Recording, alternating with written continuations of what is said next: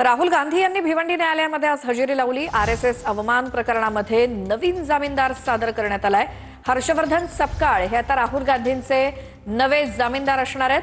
त्यामुळे ठाण्यामध्ये राहुल गांधींच्या ताफ्याला भाजपच्या कार्यकर्त्यांनी काळे झेंडे आज दाखवले।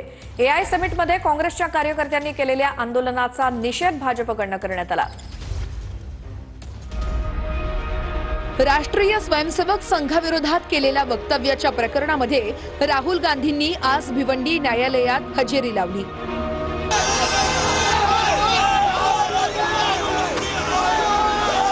राहुल गांधी भिवंडीकडे जात असताना भाजप कार्यकर्त्यांनी मुलुंड टोलनाका या परिसरामध्ये काळे झेंडे दाखवले।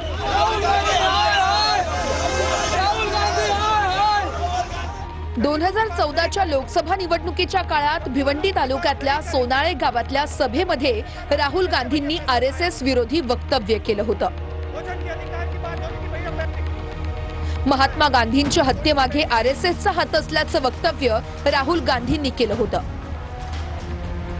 या विरोधात आरएसएस पदाधिकारी राजेश कुंटे यांनी संघाची बदनामी झाल्याची फिर्याद दाखल केली होती। या प्रकरणामध्ये राहुल गांधींना जामीन मंजूर करण्यात आला होता। राहुल गांधींचे जामीनदार शिवराज पाटील साकुरकर होते, पण डिसेंबर 2025 मध्ये शिवराज पाटील साकुरकर यांचं निधन झालं। त्यामुळे न्यायालयानं राहुल गांधींना नवा जामीनदार सादर करण्याचे निर्देश दिले होते। त्यामुळे राहुल गांधींनी भिवंडी न्यायालयामध्ये हजर राहत नवा जामीनदार दिला।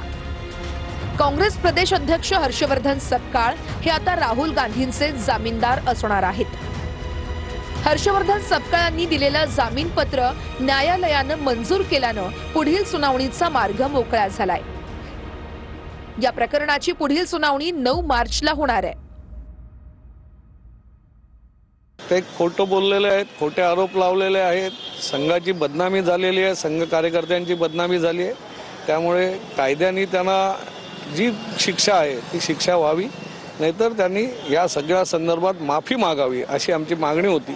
त्यांनी माफी मागण्यास नकार दिला। त्यामुळे आता कायद्याप्रमाणे कोर्टामध्ये कारवाई होईल। जो सोरसचा नेता आहे, जो सोरसच्या पैशावर जगतो, जो सोरसच्या पैशावर राजकारण करतो, जो इंडिया चायना करार करून घेतो पक्षासाठी, अशा नेत्याला काळे झेंडे दाखवायला पाहिजे आणि अशा नेत्याचा निषेध जागोजागी करायला पाहिजे। नुसतं भिवंडीत नाही तर प्रत्येक ठिकाणी करायला पाहिजे। भारतीय जनता पक्ष हा धमकी देण्यामध्ये आणि पाठीत वार करण्यामध्ये तो बहादर आहे।